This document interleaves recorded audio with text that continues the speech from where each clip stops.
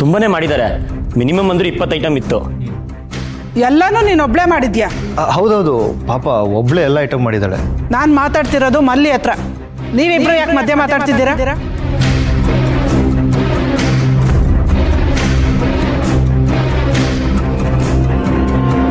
ನಾನು ಮಾತಾಡ್ತಿದ್ರು ಸುಮ್ಮನೆ ಇರೋ ಅಷ್ಟು ಹೆಚ್ಕೊಂಡಿದ್ಯಾ ನೀನು? ಯಾಕೆ ಸೊಕ್ಕು ನೆತ್ತಿಗೇರಿದ್ಯಾ?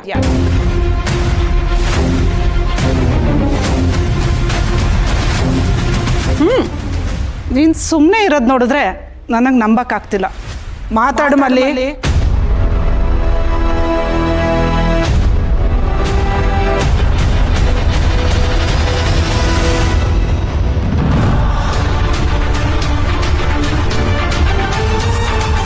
ರಮ್ಯಾ ಬೇರೆಯವ್ರನ್ನ ಇಷ್ಟಪಡ್ತಾ ಇರೋದಾ? ನನಗಂತೂ ನಂಬಕ್ಕೆ ಆಗ್ತಿಲ್ಲ. ನನಗೂ ಇದೆಲ್ಲ ನೋಡ್ತಾ ಇದ್ರೆ ನಾನೇ ಎಲ್ಲ ಹಾಳು ಮಾಡಿದೆ ಅನಿಸ್ತಿದೆ. ಯಾಕಾಗ ಅನ್ಕೊಳ್ತೀಯ? ವಿರಾಜ್ ರಮ್ಯಾ ಸ್ವಲ್ಪ ದಿನ ದೂರ ಇದ್ದರೆ ವಿರಾಜ್ಗೆ ರಮ್ಯಾ ಮೇಲಿರೋ ಫೀಲಿಂಗ್ಸ್ ಗೊತ್ತಾಗ್ಬೋದು ಅಂದ್ಕೊಂಡೆ. ಆದರೆ ಈ ಗ್ಯಾಪಲ್ಲಿ ರಮ್ಯನಿಗೆ ಇನ್ನೊಬ್ಬರ ಮೇಲೆ ಪ್ರೀತಿ ಆಗುತ್ತೆ ಅಂತ ನಾನು ಅಂದ್ಕೊಂಡೇ ಇರಲಿಲ್ಲ. ಅದಕ್ಕೆ ನೀನ್ಯಾಕೆ ಬೇಜಾರು ಮಾಡ್ಕೊಂತೀಯ ಬೇಕಿಲ್ಲ? ವಿರಾಜ್ಗೆ ಬೇರೆ ಹುಡುಗಿ ನೋಡ್ಕಿದ್ರೆ ಆಯಿತು. ಹೇಗೂ ಅವನಿಗೆ ರಮ್ಯಾನ್ ಮದುವೆ ಆಗೋಕ್ಕೆ ಇಷ್ಟ ಇರಲಿಲ್ಲ ಅಲ್ವಾ? ವಿರಾಜ್ಗೆ ಇಷ್ಟ ಇದ್ದರೂ ಇಲ್ಲದೆ ಇದ್ದರೂ ಈ ಮನೆಗೆ ರಮ್ಯನೇ ಸೊಸೆಯಾಗಿ ಬರಬೇಕು. ಏನು ಯೋಚನೆ ಮಾಡ್ತಾ ಇದೆಯಾ ಮಿಥಿಲಾ? ವಿರಾಜ್ ಕಂಠಕ ದೂರ ಆಗಬೇಕು ಅಂದರೆ ರಾಜಲಕ್ಷ್ಮಿ ಯೋಗ ಇರೋ ಹುಡುಗಿನ ಮದುವೆ ಆಗಬೇಕು. ಆ ಯೋಗ ರಮ್ಯಾ ಜಾತಕದಲ್ಲಿದೆ. ಯಾವ ಕಾಲದಲ್ಲಿ ಇದೆಯಾ ಮಿಥಿಲಾ? ಲವ್ ಮಾಡಿ ಮದುವೆ ಆದವ್ರಿಗೆ ಮನಸ್ಥಿತಿ ಒಂದಾಗಲ್ಲ ಅಂತ ಡಿವೋರ್ಸ್ ಆಗ್ತಾರೆ. ಅಂಥದ್ರಲ್ಲಿ ಜಾತಕ ಹೊಂದಾಣಿಕೆ ಮಾಡಿ ಮದುವೆ ಮಾಡಿದ್ರೆ ಖುಷಿಯಾಗಿರ್ತಾರ? ಜಾತಕನ ಕೇವಲವಾಗಿ ನೋಡಬೇಡ ಆಶಿ. ರಾಶಿ, ನಕ್ಷತ್ರ, ಗ್ರಹಗಳ ಲೆಕ್ಕಾಚಾರ ಮಾಡಿ ಮುಂದೆ ಹೀಗೆ ಇರುತ್ತೆ ಅಂತ ಭವಿಷ್ಯ ನುಡಿದಿದ್ದು ಯಾವತ್ತೂ ಸುಳ್ಳಾಗಲ್ಲ. ಆದರೆ ರಮ್ಯಾ ವಿರಾಜ್ ಇಬ್ಬರಿಗೂ ಈ ಮದುವೆ ಮೇಲೆ ಇಂಟ್ರೆಸ್ಟ್ ಇಲ್ಲ ಅಂದಾಗ ನೀನಾದರೂ ಏನು ಮಾಡೋಕ್ಕಾಗತ್ತೆ? ಅರುವಮ್ಮ, ವೈಜಯಂತಿ ಅತ್ತೆ ಇಬ್ಬರು ವಿರಾಜ್ ಮದುವೆ ಜವಾಬ್ದಾರಿನ ನಂಗೆ ಕೊಟ್ಟಿದ್ದಾರೆ. ಅದು ದೂರ ಆದಷ್ಟು ವಿರಾಜ್ಗೆ ಎಲ್ಲಿ ಏನಾಗುತ್ತೋ ಅನ್ನೋ ಭಯ ಆಗ್ತಿದೆ ಅಷ್ಟೇ.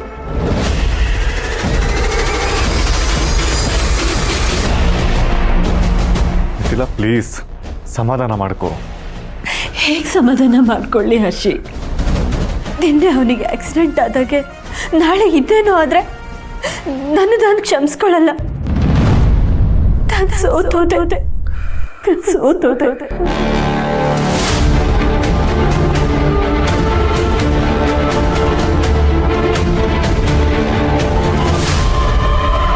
ಸೋತು ತಲೆ ತಗ್ಸಿ ನಿಂತಿರೋ ಹಾಗೆ ನಿಂತಿದ್ಯಲ್ಲ, ಏನಾಗಿದೆ ನಿನಗೆ? ಮಲ್ಲಿಯಿಂದ ಏನಾದರೂ ಆಗೋದಿತ್ತಾ? ಅದು ಕುಡ್ಕೊಂಡು ಬಂದಿದ್ದೀರಾ? ಏನಾಯ್ತು? ನಾನು ಯಾರನ್ನ ಮಾತಾಡಿಸ್ಬೇಕು, ಯಾರನ್ನ ಮಾತಾಡಿಸ್ಬಾರ್ದು ಅಂತ ಹೇಳೋ ಅಷ್ಟು ಬೆಳೆದಿದ್ಯಾ ನೀನು? ದೊಡ್ಡವ್ರಿಗೆ ಕೊಡೋ ಗೌರವ ಇಷ್ಟೇನಾ?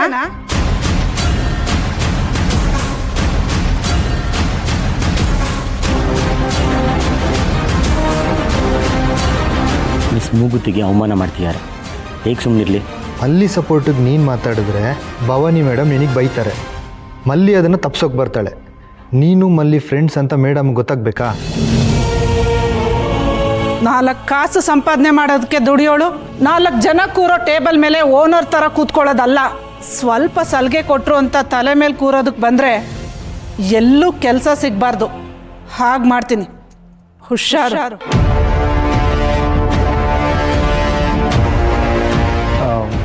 ಮೇಡಮ್, ನೀವು ಹೇಳಿದ ಅವಳಿಗೆ ಅರ್ಥ ಆಗಿದೆ. ಇವಳಿಗೇನೂ ಅರ್ಥ ಆಗಲ್ಲ. ನಾನಂದರೆ ಇವಳಿಗೆ ಕೇರ್ಲೆಸ್ಸು, ಅದಕ್ಕೆ ಸುಮ್ಮನಿದ್ದಾಳೆ.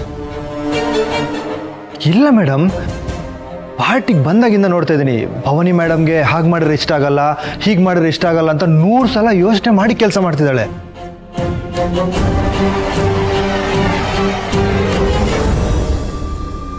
ಭವಾನಿಗಿಲ್ದೇ ಇದ್ರು ಅಷ್ಟೆಲ್ಲ ಬೆಲೆ ಕೊಟ್ಲ? ಗ್ರೇಟ್. ಹೌದು ಸರ್, ಅದಕ್ಕೆ ಮಲ್ಲಿ ಭವಾನಿ ಮೇಡಮ್ಗೆ ತುಂಬ ಹೆದರ್ತಾಳೆ ನೋಡಿ.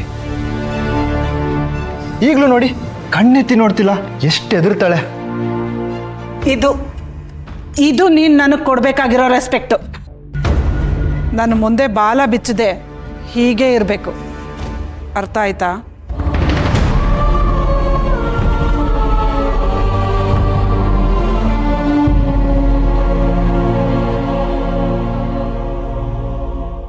ಪ್ಲೀಸ್ ಕಣೋ, ಕಾಮ್ ಡೌನ್. ಈಗ ಅವ್ರು ಹೋಗಾಯ್ತಲ್ಲ, ಎಲ್ಲ ಇಲ್ಲಿಗೆ ಸಾಲ್ವ್ ಆಯ್ತಲ್ಲ, ಬಿಟ್ಬಿಡು ಆಯ್ತು, ಹೋಗಿ. ಹೇಗೋ ಬಿಡಕ್ಕಾಗತ್ತೆ?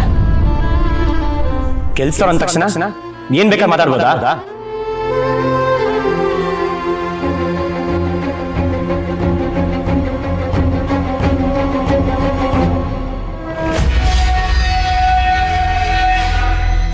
ಹೇಗಾದರೂ ರಮ್ಯಾ ವಿರಾಜ್ ಮದುವೆನ ಮಾಡಿಸ್ಲೇಬೇಕಂತ ನಾನಿದ್ದೆ. ಈಗ ಆಗಲ್ಲ ಅಂತ ಗೊತ್ತಾದಾಗಿಂದ ಎಲ್ಲಿ ಮನೆಯವರು ನನ್ನ ಮೇಲಿಟ್ಟಿರೋ ನಂಬಿಕೆನ ನಾನು ಕಳ್ಕೊಂಡ್ಬಿಟ್ನೇನೋ ಅನಿಸ್ತಾ ಇದೆ. ಮಿಥಿಲಾ ಪ್ಲೀಸ್, ಈಗ ಅಳ್ಬೇಡ. ಹತ್ರ ಎಲ್ಲ ಸರಿ ಹೋಗುತ್ತಾ? ವೈಜಯಂತಿ ಅತ್ತೆ ಬಂದು ರಮ್ಯಾ ಹತ್ರ ಮಾತಾಡಿದ್ಯಾ, ಅವಳು ಮದುವೆಗೆ ಒಪ್ಕೊಳ್ಳ ಅಂತ ಕೇಳಿದ್ರೆ ನಾನು ಏನು ಹೇಳಲಿ ಹರ್ಷಿತ್? ನನ್ನ ಕೈಲೂ ಏನಾಗಲ್ಲ ಅಂತ ಅವ್ರು ಬೇಜಾರ ಮಾಡ್ಕೊಳ್ಳಲ್ವ ಹರ್ಷಿತ್? ಇಲ್ಲ ಮಿಥಿಲಾ, ಚಿಕ್ಕಿ ಹತ್ರ ನಾನು ಮಾತಾಡ್ತೀನಿ. ನಿನ್ನ ಕೈಲಾಗಿದ್ದು ಎಲ್ಲ ಕೆಲಸ ಮಾಡಿದ್ಯಾ, ಇನ್ನೇನು ಮಾಡೋಕ್ಕಾಗಲ್ಲ ಅಂತ ನಾನು ಅರ್ಥ ಮಾಡಿಸ್ತೀನಿ. ಹರ್ಷಿತ್,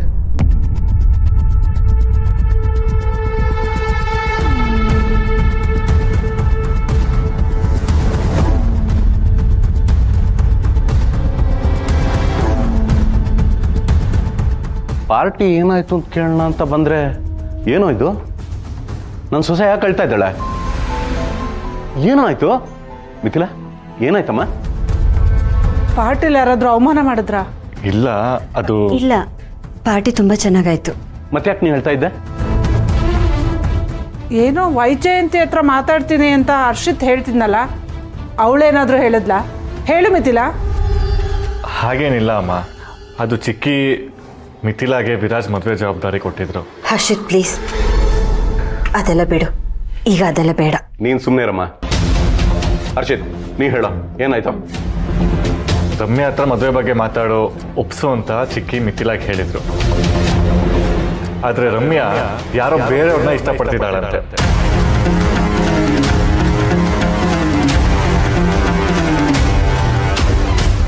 ಏನು, ರಮ್ಯಾನ? ಅದಕ್ಕೆ ಮಿಥಿಲಾ ಯಾಕೆ ಆಳ್ಬೇಕು? ಇನ್ನೇನು ಇಲ್ಲ ಮಾವ, ಅಷ್ಟೇ. ಹರ್ಷಿತ್ ಸಾಕು, ಇನ್ನೇನು ಹೇಳಬೇಡ. ಮಿಥಿಲಾ, ನೀನೇ ಹೇಳ್ತೀಯೋ ಅಥವಾ ಹರ್ಷಿತಿಗೆ ಹೇಳಕ್ ಬಿಡ್ತೀಯೋ? ನನ್ನ ಮೇಲೆ ನಿಂಗೆ ಗೌರವ ಇದ್ರೆ ಸುಮ್ಮನೆ ಇರು, ಹರ್ಷಿತಿಗೆ ಮಾತಾಡಕ್ ಬಿಡು. ಏನಿಲ್ಲ ಅಪ್ಪ, ಮಿಥಿಲಾಗೆ ತನ್ನಿಂದ ಈ ಮದುವೆ ಮಾಡ್ಸಕ್ಕಾಗಿಲ್ಲ ಅಂತ ಸ್ಟ್ರೆಸ್ ಆಗ್ತಿದೆ. ಪಾಪ ಒಬ್ಳೆ ತುಂಬಾ ಒತ್ತಾಡ್ತಿದ್ದಾಳೆ, ಏನು ಪ್ರಯೋಜನ ಆಗಿಲ್ಲ.